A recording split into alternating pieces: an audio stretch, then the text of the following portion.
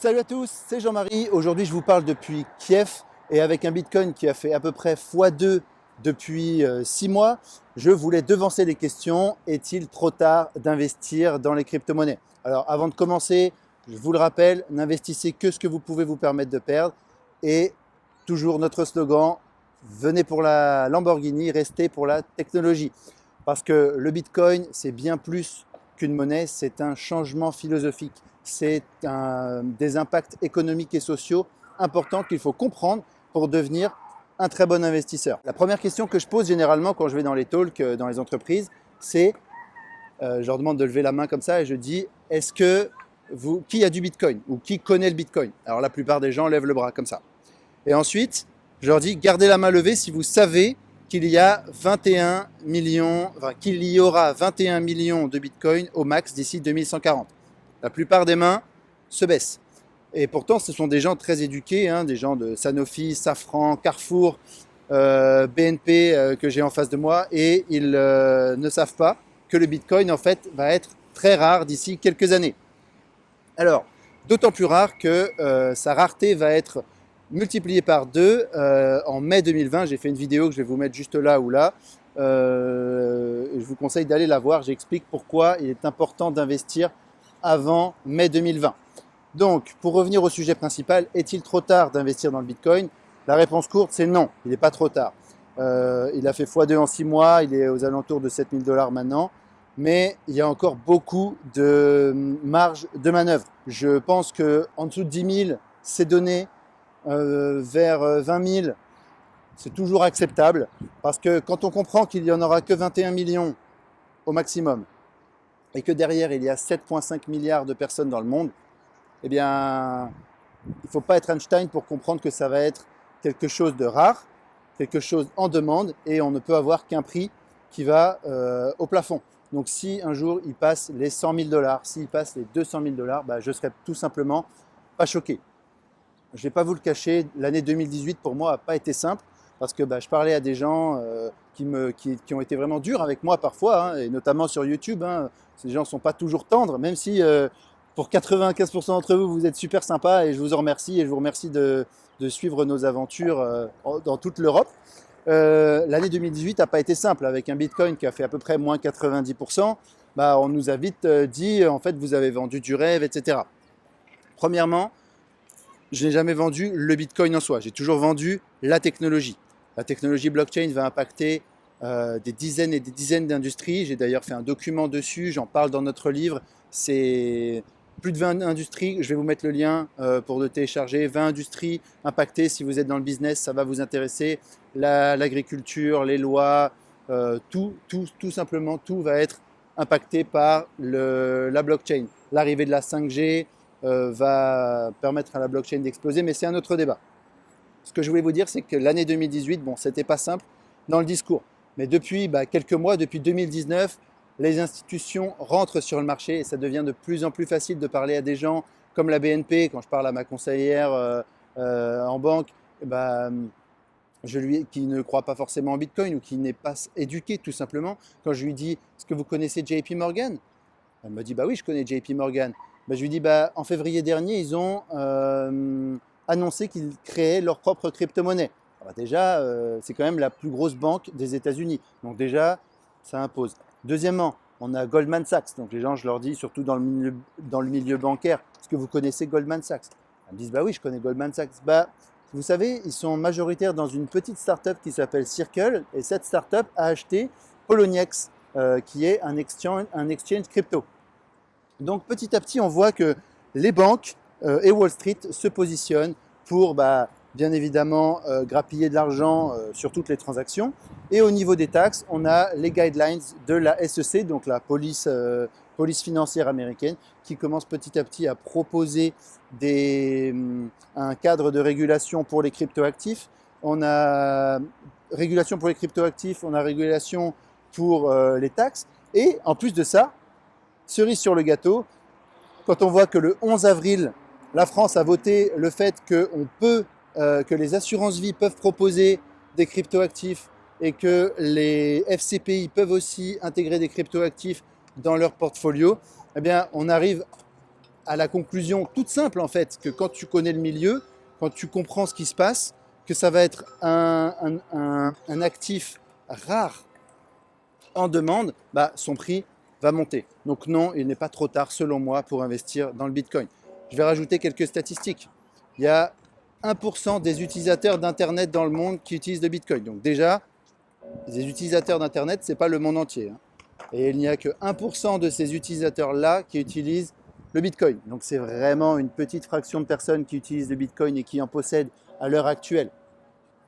D'autant plus, j'étais sur le Crypto Live l'autre jour et Welltamer m'a donné une stat qui disait que seulement 5% des portefeuilles Bitcoin possédaient plus de 1 Bitcoin. Donc il y a vraiment il y a qu'une petite minorité qui connaît le Bitcoin encore. Et pourtant, on est à ces prix là qui paraissent chers, mais qui, dans peut-être 10 ans, nous paraîtront vraiment ridicules. Et dans 10 ans, 20 ans, vous serez grand-père et vous aurez dit, et vous direz à votre fils ou votre petit-fils, bah, si j'avais su, j'aurais acheté plus. C'est comme votre appart actuellement. Demandez à votre père ou votre grand-père combien il a acheté son appart actuellement, combien il a acheté son appart, ou combien il aurait pu acheter son appart il y a 30 ans, bah, il vous dirait je l'aurais acheté une bouchée de pain et maintenant je ne pourrais plus l'acheter.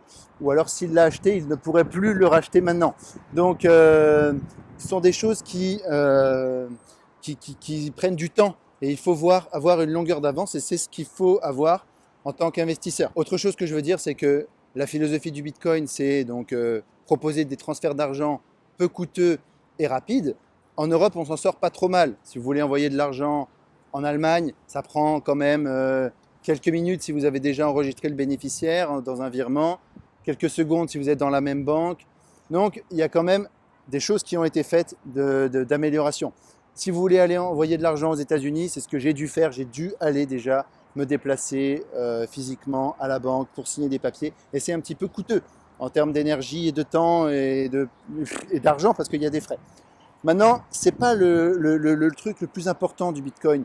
Ce qui est important, c'est que ça va permettre de bancariser les personnes non bancarisées. Si vous voulez penser aux gens en Afrique, les gens en Asie qui n'ont pas accès au système bancaire, et ben eux maintenant, grâce à un smartphone et grâce à une connexion Internet, ils vont pouvoir se faire payer et payer. Et quand ces gens-là vont avoir l'utilisation massive du Bitcoin, quand on a les FCPI et les assurances vie qui proposent des plans épargne retraite par exemple ou des assurances vie en Bitcoin, et ben, il y aura peut-être 50% de la population, 80% de la population qui utilisera le Bitcoin.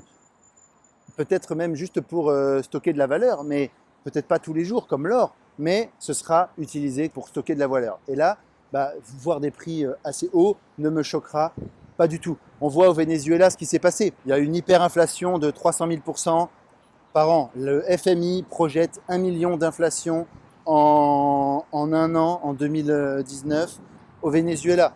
Donc, qu'est-ce qu'ils ont fait? Ils sont passés massivement au Bitcoin et la nouvelle monnaie nationale, adoubée par le président, était le pétro, qui est une crypto-monnaie. Alors même si on peut débattre des motivations politiques et fiscales mondiales, on va dire, de ce move, entre guillemets, on voit que les cryptos sont un recours. On voit que le Bitcoin pourrait être un recours à la crise argentine actuelle, crise économique argentine actuelle. Donc, plein d'indicateurs qui montrent qu'en fait, c'est pas forcément difficile de comprendre que le Bitcoin un jour sera utilisé massivement. Il y a des problèmes. Quand vous allez dans la technologie, vous comprenez que effectivement, avec 7 transactions par seconde, le Bitcoin n'est pas adapté pour une utilisation massive. Mais c'est peut-être pas forcément son utilisation. Est-ce que vous payez en or aujourd'hui? Non, pas du tout. Il y a le Lightning Network qui sont des améliorations techniques qui devraient arriver de ce point de vue-là. Mais ça, on va voir ce que ça fait au fil du temps. Voilà, donc j'espère que vous avez bien compris qu'en fait, il ne faut pas s'arrêter à un prix fort pour le Bitcoin. D'ailleurs, je voudrais rajouter, si vous allez me dire, mais j'ai pas 6 000 euros, j'ai pas 7 000 euros à mettre dans un Bitcoin. Oui, mais on peut diviser le Bitcoin jusqu'à 10 puissance moins 8. C'est-à-dire que pouvez avoir 0,000001 Bitcoin. Donc vous pouvez acheter des petites quantités de Bitcoin. C'est-à-dire que si vous n'avez que 150 € à acheter aujourd'hui, je vous conseille d'investir dans le Bitcoin. Aujourd'hui, 150 €. Si le mois d'après, vous avez 100 € à investir, investissez ces 100 €. Si vous avez 30 €, investissez 30 balles. C'est toujours ça, vous vous positionnez. Et au fil du temps, si vous mettez 40 € tous les jours, tous les mois, pardon, à la fin de l'année, c'est à peu près 450 €. Donc, c'est pas rien. Je veux dire, ça reste presque 0,1 Bitcoin. Allez, on va dire 0,08 Bitcoin à l'heure où je fais cette vidéo. Mais c'est pas mal. Si c'est à 100 000 $, vous aurez quand même fait un gros pourcentage. C'est pas dans une banque traditionnelle ou un livret A qui va vous offrir ce taux d'augmentation. Et toujours, rappelez-vous, pensez à investir l'argent que vous pouvez vous permettre de perdre. C'est sûrement le conseil le plus important que je peux vous donner.